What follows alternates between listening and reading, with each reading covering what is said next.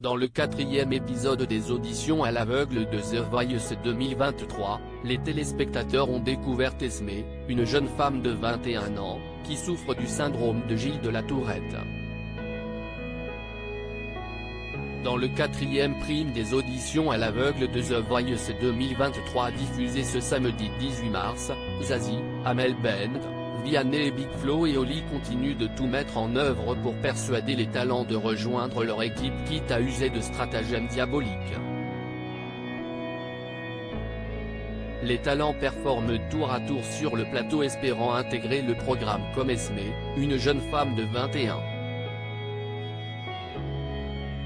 Ça fait 12 ans que c'est le rendez-vous de toute la famille devant la télévision.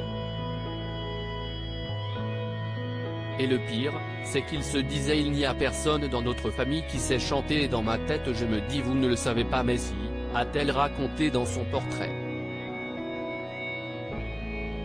Qu'est-ce que le syndrome de Gilles de la Tourette dont souffre Esmé, The Voice 2023. Dans son portrait, la jeune chanteuse a confié souffrir du syndrome de Gilles de la Tourette. Quand j'ai eu 7 ans, on m'a diagnostiqué le syndrome de la Tourette. Du coup, c'est au niveau de mes yeux, j'ai des contractions musculaires, mon dos, mon ventre. Des fois, je fais des petits bruits, les gens pensent que je rigole ou que je tousse.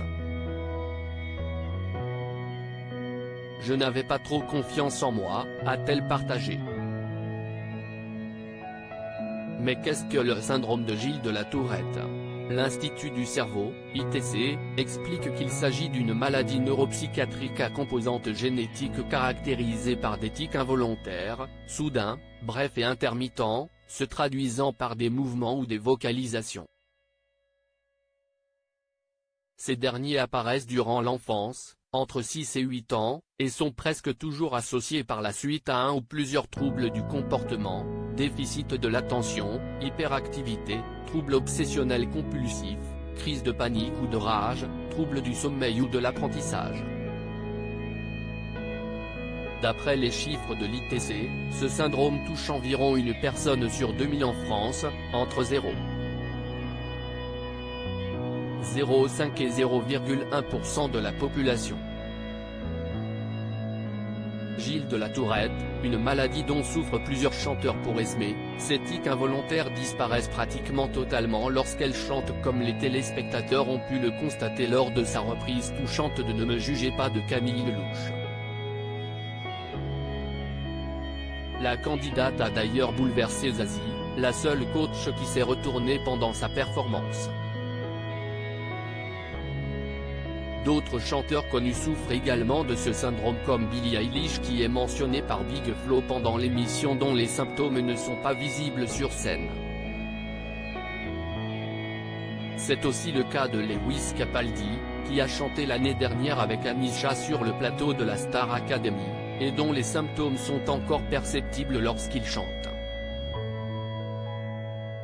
Malheureusement, ce syndrome ne peut pas être guéri comme l'explique l'ITC, même si dans certains cas, il se résorbe ou s'améliore spontanément à l'âge adulte chez environ 25% des patients.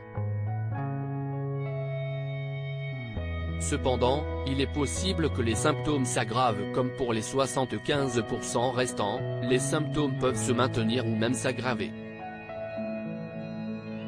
Il existe toutefois des traitements médicamenteux pour diminuer les symptômes comme des neuroleptiques ou des molécules agonistes de certains neurotransmetteurs afin d'améliorer le quotidien des patients et leur insertion scolaire ou professionnelle. À lire aussi The Voice 2023, un candidat que vous découvrirez ce samedi 18 mars a été invité chez Johnny et Laetitia Hallyday.